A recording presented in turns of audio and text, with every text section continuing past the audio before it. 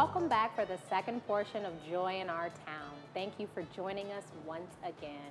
I'm your host, Adrienne Carr, and our guest for this segment is Erin Hoppe. She is the Executive Director of VSA, or Very Special Arts Ohio. She's here to discuss an innovative way of using arts and creative expression to bring healing to the disabled. VSA offers many professional development and educational programs that are able and available throughout Central Ohio. Erin, welcome. Thank you for being with us today. Thank you very much for having me. So tell us about VSA. Well, VSA is the state organization on arts and disability. Our mission is to empower people with disabilities creatively and inclusively through the arts. We do that in a variety of ways. A little bit of background about us: we are part of a national organization, actually international organization, VSA. Okay. And that was founded back in 1979 by Ambassador Jean Kennedy Smith. And to date, there are over 60 affiliates worldwide, probably about 35 here in the U.S. and 30 out across the world, working to make the arts and arts education more accessible for people with disabilities. So how did you get involved, Erin? I was lucky enough. I came to Ohio to do the arts policy program at Ohio State University, so I was getting my master's, and I was volunteering for an organization called the Ohio Alliance for Arts Education, and they actually share a physical space with VSA, and we're located downtown Columbus in the Rife Center, a government building. And so I was interning and I got to know the organization a little bit, and as I was finishing my degree, this position came up and was available, and so I knew of it. And my background really was not in disability, in the disability field. I'm very much an arts administrator, arts education administrator.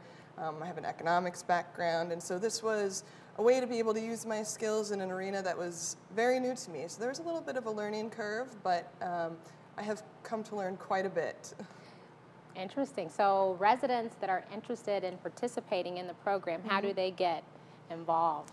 Well, there are lots of ways. We are a statewide organization, so because we're in Columbus, a lot of our programs do happen here, but we make an effort to reach constituents across throughout Ohio.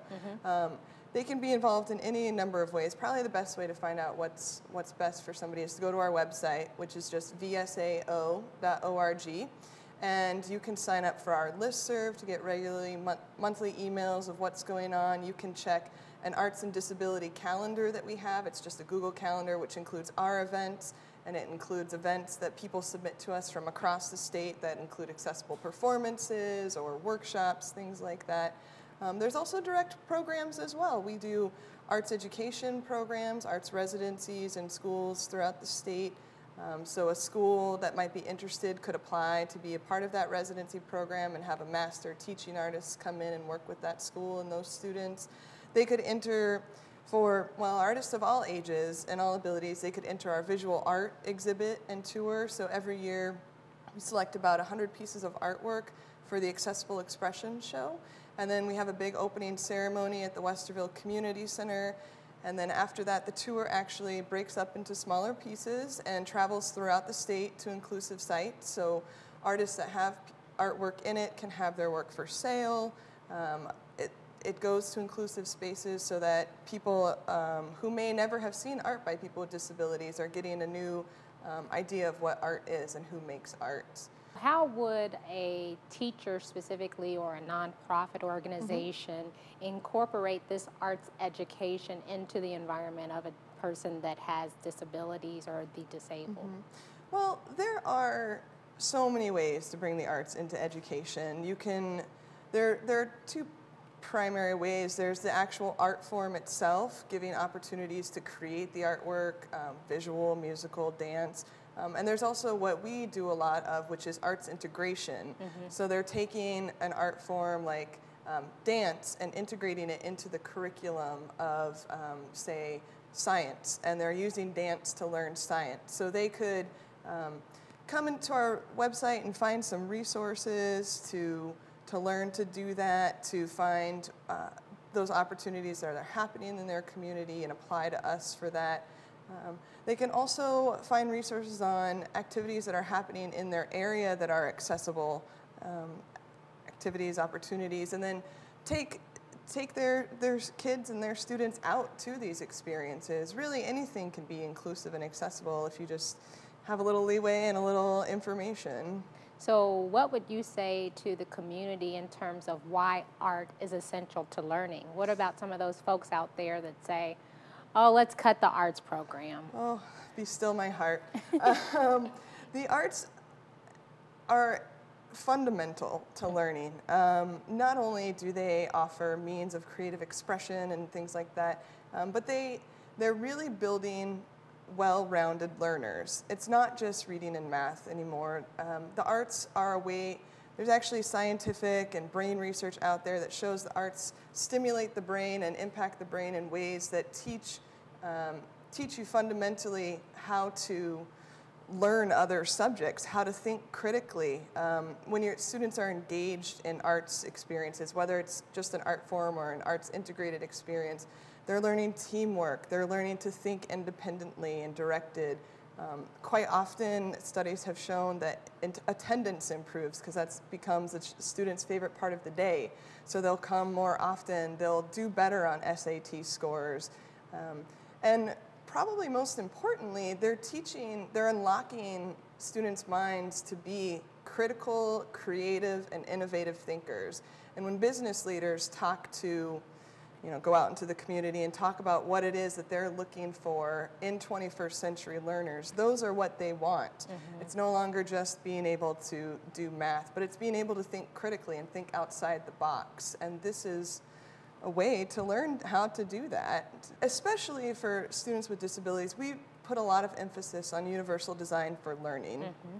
People may be familiar with universal design in terms of architecture or something, but for learning, it's developing a lesson plan that takes into account learners of all abilities. So Howard Gardner, a famous researcher, tells us that there are many multiple intelligences. So you may be very good at learning by reading, and I may need to say it out loud, but others are kinesthetic learners, others that are trying to learn and process information and then take it and process it and then share it back.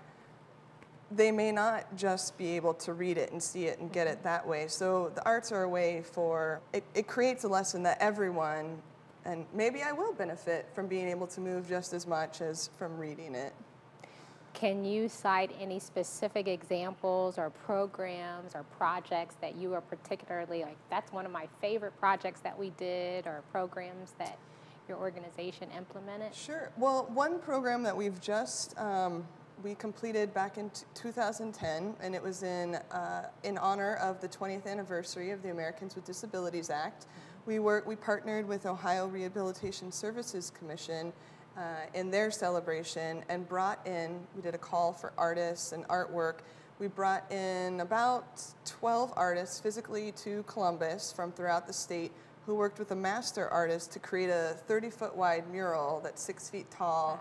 It's on individual panels, so we were able to then take that mural. It was part of the celebration at the State House, and it went on tour as well to different sites throughout the state. In fact, I'm going to Ohio University in Lancaster tomorrow it will be there on display for two years as an installation. And those artists that came not only got to make artwork, but they got to work with a master artist to improve their craft and their skills. They got to network with each other and learn from each other.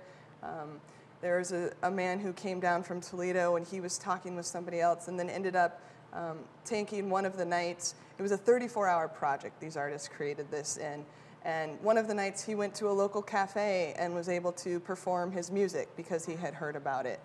So that's been a really exciting project that we were very proud to do, very happy to partner with a number of organizations who supported that, the Ohio Arts Council, the Greater Columbus Arts Council. And now we're just, so proud of it and have this wonderful piece of art that talks about how we've come so very far in 21 years now since the ADA first came out, but there's still a long way to go. So we're really using the art to reflect on that and to think forward and what that needs to do. Awesome. Are there any last-minute things that you'd like to share with our community? The first, there are two really that I wanted to talk about, and one is that having said that I had never worked in the disability community before, My experience with VSA Ohio and our constituents has probably been the most humbling and inspiring experience that I've had in a profession. The people that I've met, the advocates, the artists, their service providers and family members, the community that's out there to support people with disabilities is huge. And it's really taught me that it's not the things that we advocate for, access and inclusion, universal design, they're not really disability rights, they're human rights. You know, if we all live long enough, we'll probably be old enough that our sight goes, or as the autism population grows, and as vets come back from the war with their need to heal and to grow and to express what they've experienced, it's just incredibly important to find those creative opportunities. And then I did want to share that this is probably the first time I've been able to formally introduce it, but we have just entered into a partnership with the Saul Schottenstein Foundation B, and in November of next year, 2012, VSA Ohio will present the Real Abilities Film Festival in Columbus, and this will be about 5 days of films about people with disabilities. There will be pre and post performance talks and just a way to recognize and to reach new audiences who may never, who may not have heard very much, but the stories in these films are absolutely incredible and inspiring and really heartwarming.